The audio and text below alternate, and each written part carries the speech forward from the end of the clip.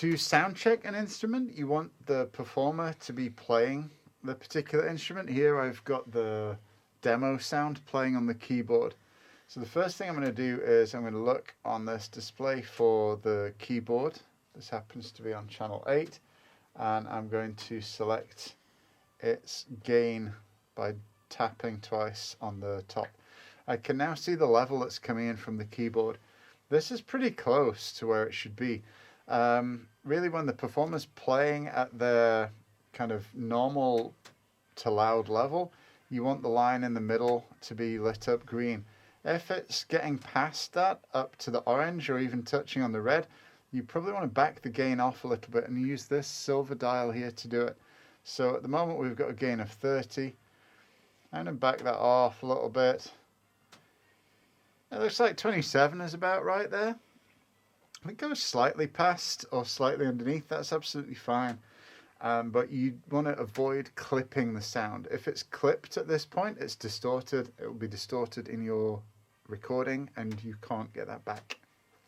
Once you're done with one channel, you can move on to the next one, either by going to Home and then choosing the next channel, or by using the select keys on the channels faders.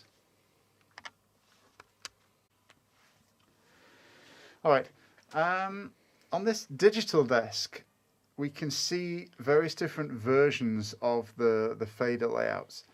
The auxiliary lights and the effects lights down the side, if none of those are lit up, then what you're looking at here is the main mix, probably the most important one.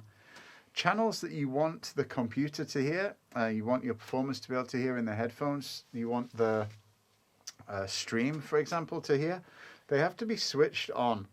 So you can see where the light with on written on it, where that's lit up, that channel is on. Where the light is not lit up, then these channels are off. This red fader is the master for the settings that you are viewing at the moment. So again, when none of these are lit up, you probably remember that you're looking at the main mix. So this is now the master volume for the main mix.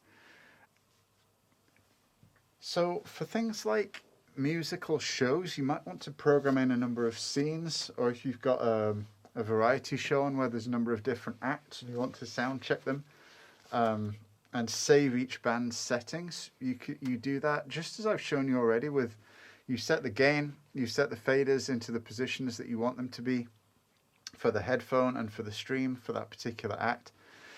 And then you go to here where it says scene. At the moment it's set to the basic ISDL stream setting. So when you've got the desk set how you want, you click on here. You can then choose an empty slot. Please don't write over the slots we've got already.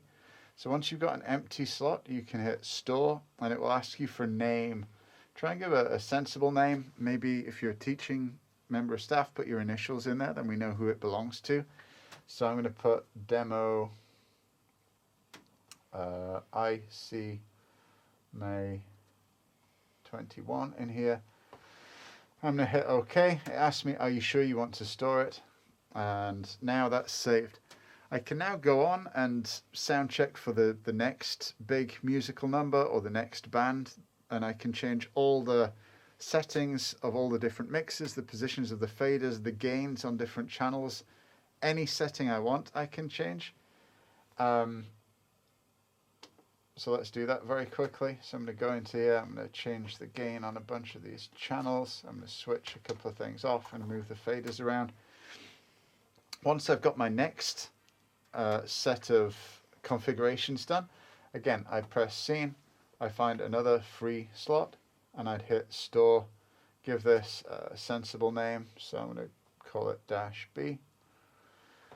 Okay, am I sure I want to save it? Yes.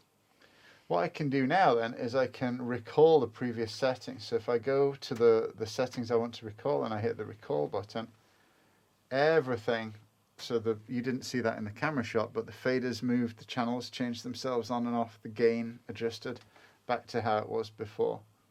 And so now I can go into here and I can change back to previously stored settings as much as I want.